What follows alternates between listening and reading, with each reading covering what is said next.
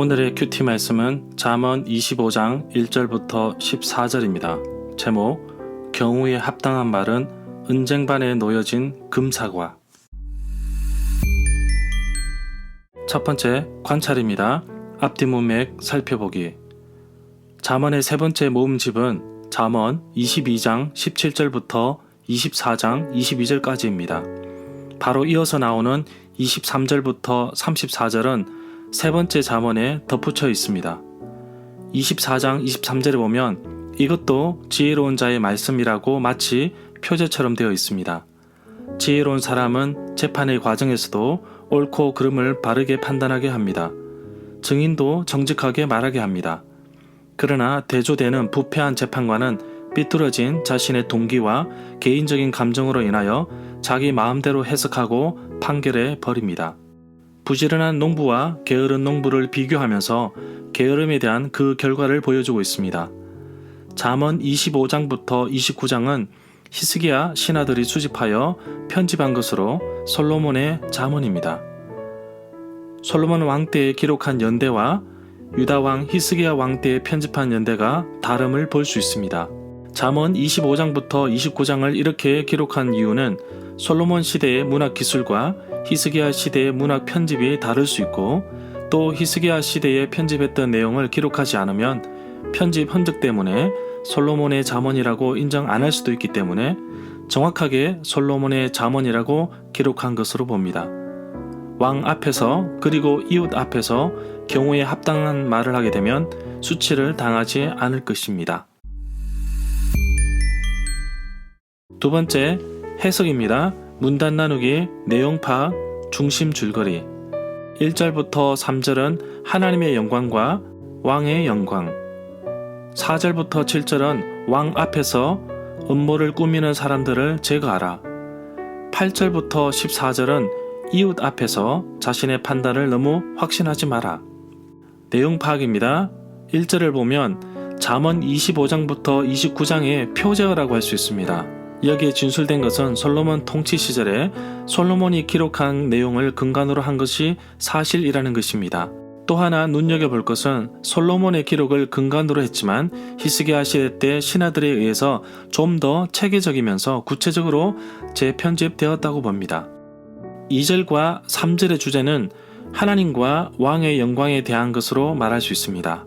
이 당시의 왕은 불가해한 존재로 하나님과 나란히 언급되었지만 왕도 하나님께 복속된 존재라는 것입니다. 2절과 3절의 상반절은 하나님에 대한 내용이고 3절의 하반절은 왕에 관한 내용으로 할 수 있습니다. 5절에서 잠언 16장 12절과 같은 내용으로 봅니다. 4절과 마찬가지로 상반절은 조건절로 되어 있으며 하반절은 결과를 제시하고 있습니다. 4절이 하나 예를 제공한다면 5절은 그 예가 주는 주된 교훈에 해당된다고 봅니다. 그 근거는 두 구절이 평행 상태에 있다는 것이며 이 평행 상태를 뒷받침해주는 것은 두 구절이 공유하고 있는 제하라라는 명령이기 때문으로 봅니다.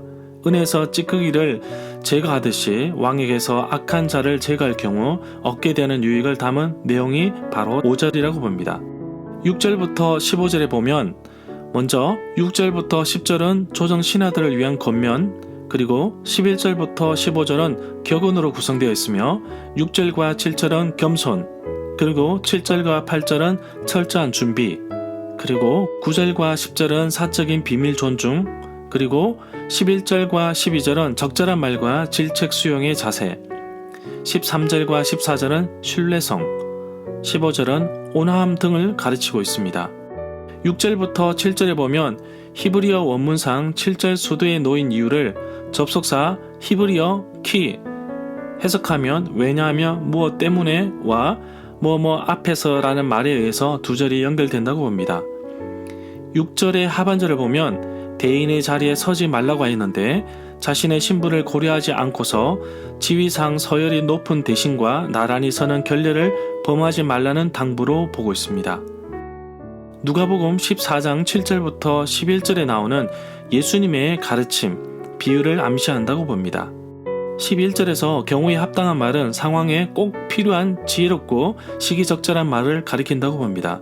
또 아로색인 은쟁반의 금사가라는 비유적인 표현의 문자적인 뜻은 은그림 속의 금사가입니다. 이 구절의 격언은 송사와 같은 특정 상황에서만 아니라 적절한 말과 행동이 필요한 모든 상황에 적용될 수 있다고 봅니다. 13절과 14절은 충성된과 거짓이라는 반의어에 의해 연결됩니다. 두 구절은 각각 긍정적인 표현과 부정적인 표현으로 신실함이라는 공통 주제에 초점을 맞추고 있다고 봅니다. 이 구절에서 사자는 사신이나 특사를 가리키며 고대 근동에서는 왕의 사신은 매우 높은 지위였다고 봅니다.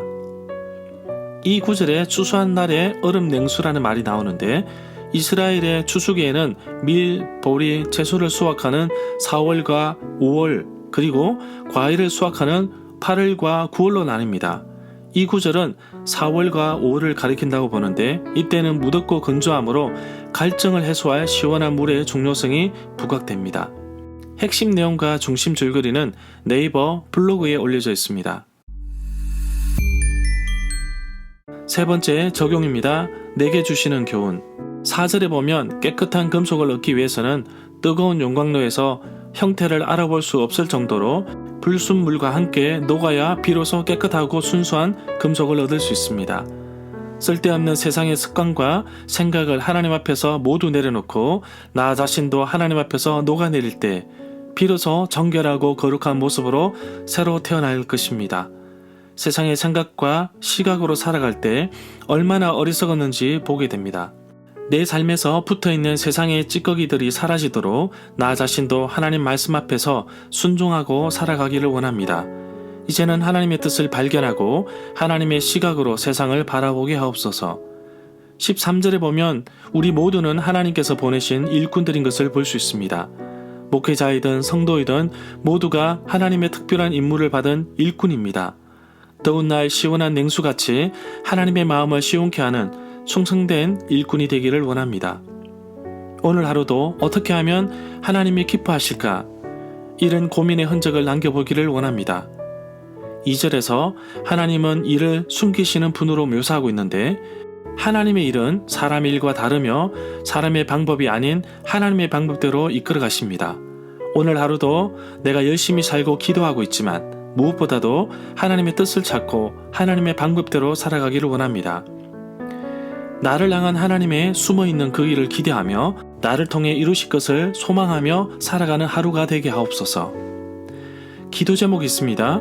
저는 자비랑 선교사입니다. 선교단체 소속으로 주중에 교회로 파견되어 짧게는 3개월, 길게는 2년 정도 교회에서 전도 훈련을 담당하고 있습니다. 물론 교회에서 사례를 받지 않고 자비로 훈련을 돕고 있습니다. 모든 사역비는 몇 교회에서 보내주시는 선교 헌금과 또한 동력자님들의 선교 후원금으로 충당합니다.